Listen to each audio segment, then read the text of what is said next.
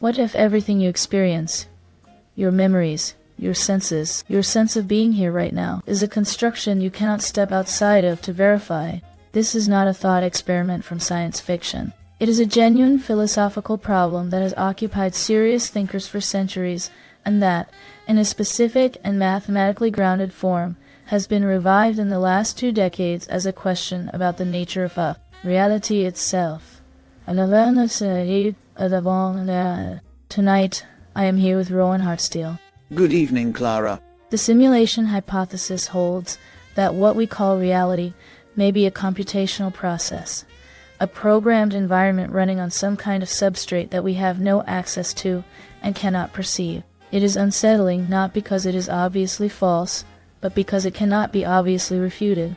Tonight, we turn to one of the most genuinely destabilizing ideas in modern philosophy, and ask not whether it is true, but what it would mean if it were, and what it tells us about the nature of knowledge, and meaning in a world that may or may not be what it appears to be. The question is not whether we are in a simulation. The question is whether we could ever know, and what follows for how we live if we cannot. The simulation hypothesis is a serious philosophical position taken seriously by serious philosophers, physicists, and computer scientists. It is not a fringe theory. It is a question about the limits of what knowledge is possible, and it connects directly to some of the deepest problems in the history of philosophy about the relationship between mind and world. We are speaking about simulation theory, the philosophical and scientific hypothesis that the reality we experience may be a computational construction, and about what this possibility means for our understanding of truth, consciousness, and meaning.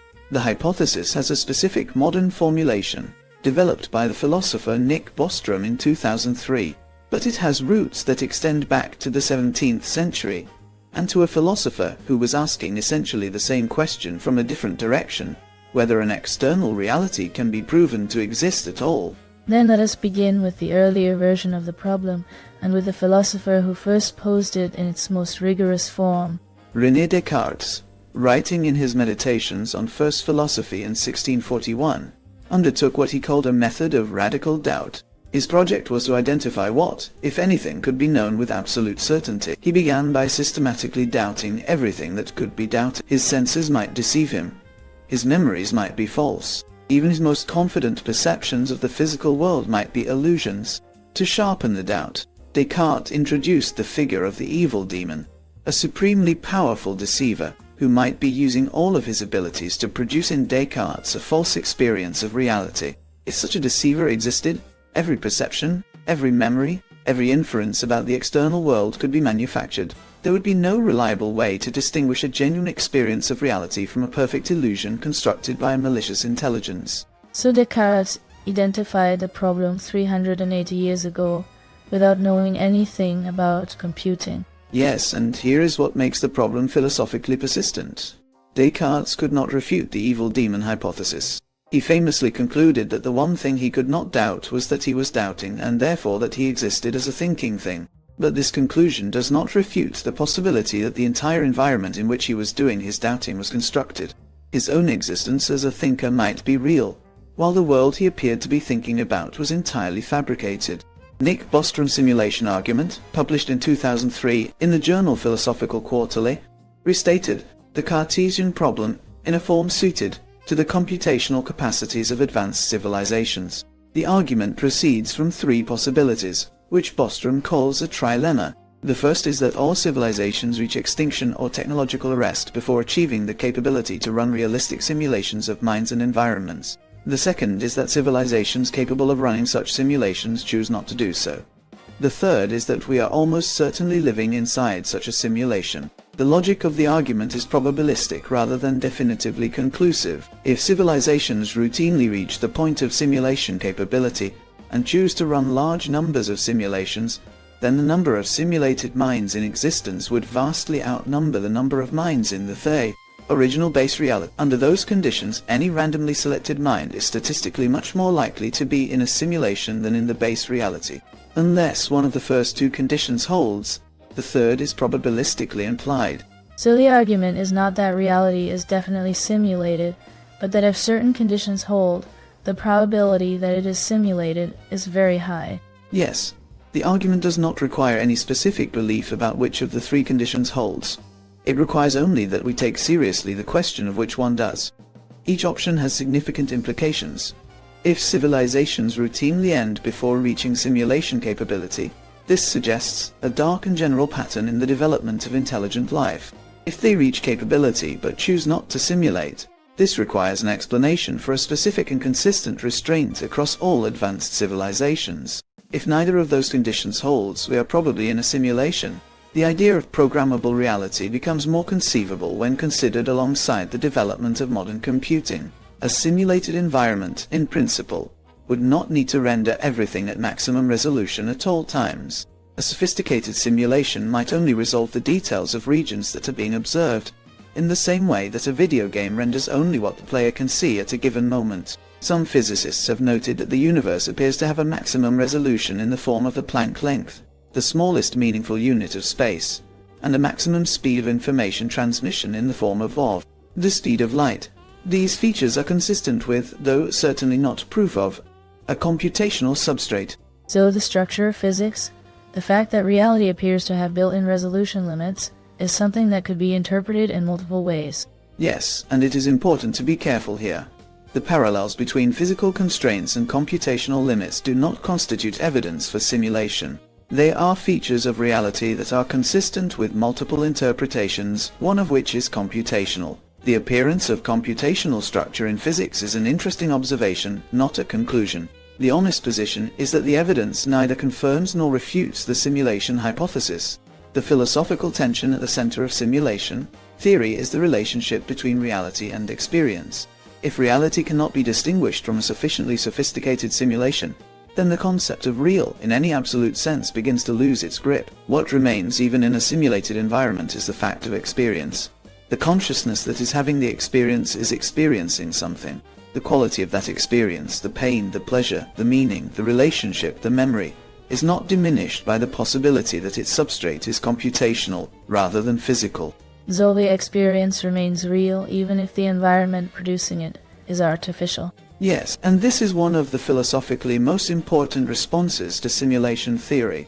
The objection that a simulated experience is less real than a non-simulated one assumes that the realness of an experience depends on the physical nature of its substrate, rather than on its qualitative character. But the quality of an experience is defined by what it is like to have it, not by what is producing it. If a simulated pain is indistinguishable from a non-simulated pain, it is still pain. The question of free will in a simulated environment is one of the more troubling implications of the hypothesis. If the environment is programmed, then the rules governing events within it are determined by whatever code is running the simulation. Every decision you make, every thought you have, every relationship you form would be the output of a process running on a substrate you have no access to. This sounds like a complete elimination of freedom, but it is worth noting that this problem is not unique to simulation. It is essentially the same problem that determinism poses for free will in any physical universe. The question of who would be running the simulation, if there is one, is less philosophically central than it might initially appear. Bostrom's argument does not require any specific account of the simulator's nature, motivations, or relationship to us. They might be beings in a base reality running the simulation for scientific, artistic, or recreational purposes. They might be running thousands of simulations simultaneously. They might not be interested in us at all, in the same way that the programmers of a complex video game are not necessarily interested in the individual experiences of non-player characters within it. So the simulation hypothesis does not require us to imagine a specific actor behind the construction, only to accept that it might exist. Yes, and this is part of what distinguishes the simulation hypothesis from theistic accounts of a created reality. Though the structural similarities are interesting, both involve a reality constructed by an intelligence outside it. Both raise questions about the relationship between the constructor and the constructed. Both have implications for how we understand consciousness, purpose, and the significance of individual existence within the larger system. These parallels do not prove anything, but they suggest that the simulation hypothesis is touching on questions that human thought has always tried to address. Some physicists and mathematicians have proposed that the mathematical structure of the universe itself is evidence of a computational substrate. The physicist Max Tegmark has argued that mathematical structures are not merely descriptions of physical reality, but of physical reality. If this is correct, the distinction between a mathematical system and a physical universe collapses, which is consistent with, though not equivalent to, the simulation hypothesis. The idea that the universe is fundamentally informational, rather than material, is taken seriously in certain areas of theoretical physics. So the simulation hypothesis connects to genuine debates in physics about the fundamental nature of reality. Yes, quantum mechanics introduces a related and genuinely puzzling feature: the role of observation in determining physical states. In standard interpretations of quantum mechanics, particles exist in superpositions of possible states, until they are measured, at which point they resolve into a specific state. This is not a metaphor. It is a mathematical feature of the theory that has been experimentally confirmed. The idea that observation plays a role in determining what is real at the quantum level has been used by some thinkers as a bridge to the simulation hypothesis, though the connection is contested and the interpretation remains philosophically unsettled. The ethical implications of the simulation hypothesis are worth examining directly. If the beings running the simulation are aware that the simulated minds within it are conscious, this raises genuine questions about their moral obligations toward those minds. If simulated consciousness is real consciousness, then the experiences of simulated beings have moral weight. This is not a trivial observation. It connects to ongoing debates in philosophy of mind about what kinds of systems can be conscious, and what obligations follow from that consciousness. So the simulation hypothesis has implications for ethics, as well as for metaphysics. Yes, and this ethical dimension is one reason the hypothesis is worth taking seriously beyond its purely intellectual interest. If it is possible that we are simulated minds, and if simulated minds have moral standing, then the question of how to treat minds that might be running on computational substrates in the future is not hypothetical. It is a question that the development of artificial intelligence is already beginning to make practical. Before we close tonight, let us take a brief pause and welcome Margaret Evernight. Margaret, for those who want to understand the simulation argument in its most rigorous philosophical and scientific form, where would you invite them to continue? Thank you, Clara. In this case, the most direct path is also the most important one. I would suggest beginning with Superintelligence by Nick Bostrom. So this is the book that contains the rigorous philosophical framework from which the simulation argument emerges. Bostrom explores the future of artificial intelligence and the broader question of what it means for reality if computational systems reach the level of sophistication required to simulate minds and environments. The book includes the famous simulation argument in its most developed form, presenting it as a rigorous philosophical framework for understanding the possibility that reality itself may be artificial, situated within a broader analysis of what advanced intelligence implies for our understanding of existence. Is it accessible to readers without a background in philosophy or computer science? Bostrom writes, with unusual clarity for an academic philosopher, the simulation argument itself is presented with considerable precision, but the logic is followable for a reader without specialist training.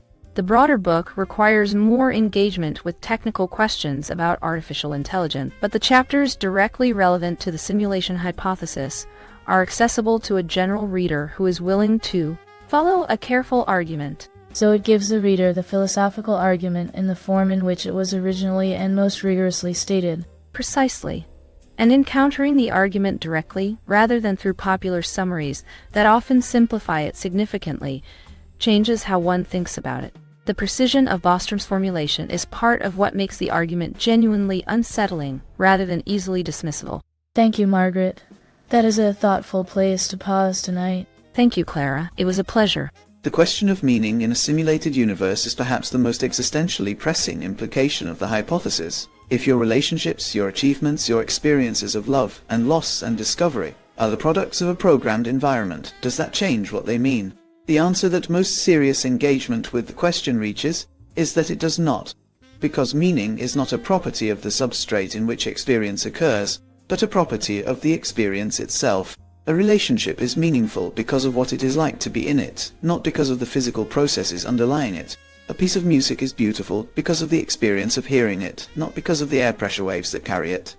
If you love someone in a simulated universe, the love is not diminished by the simulation. The simulation is the medium in which the love occurs, not a replacement for it. So even if the container is artificial, the contents remain what they are. Yes. The darker implication of simulation theory is not that experience loses its meaning, but that it may be permanently unknowable whether the environment in which that experience occurs is simulated or not. If a simulation is sufficiently sophisticated, it would be indistinguishable from a base reality from the inside. There would be no observation, no experiment, no argument that could definitively rule out the possibility of simulation. This is a form of epistemic limit, a boundary beyond which knowledge cannot reach, not because of a temporary limitation in our tools, but because of the structure of the situation itself. This epistemic limit is not new to philosophy. Kant argued that there are features of reality, what he called things in themselves, that are permanently inaccessible to human knowledge because all our experience is filtered through the structures of our own. We can know phenomena, the world as it appears to us, but not noumena, the world as it is independently of our experience. Simulation theory adds a new dimension to this familiar problem. Not only might reality be filtered through the structures of cognition, but those cognitive structures themselves might be running on an artificial substrate. So simulation theory is a specific version of a more general philosophical problem about the limits of what knowledge is possible. Yes, and this connection to the larger tradition of epistemological skepticism is part of why the simulation hypothesis deserves to be taken seriously rather than dismissed as science fiction. It is not a new problem. It is a new and precise formulation of one of the oldest problems in philosophy.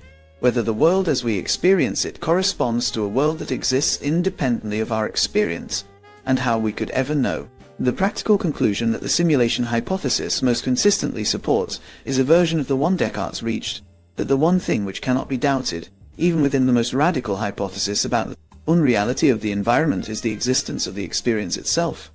Whether reality is simulated or not, your experience is real to you. The pain you feel, the love you hold, the questions you are asking right now. These are genuine features of your existence, whatever substrate is supporting them. The secondary conclusion follows from this.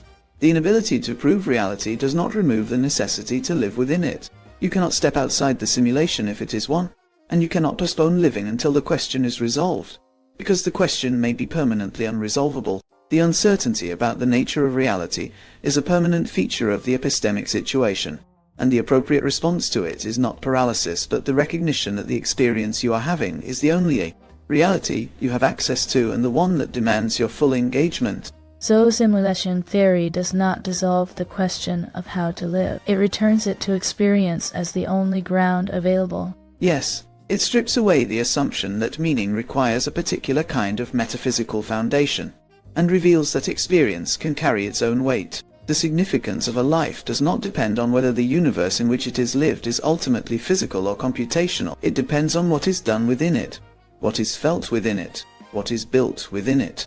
These things are not made less significant by the possibility of simulation. The modern relevance of simulation theory extends beyond its philosophical content.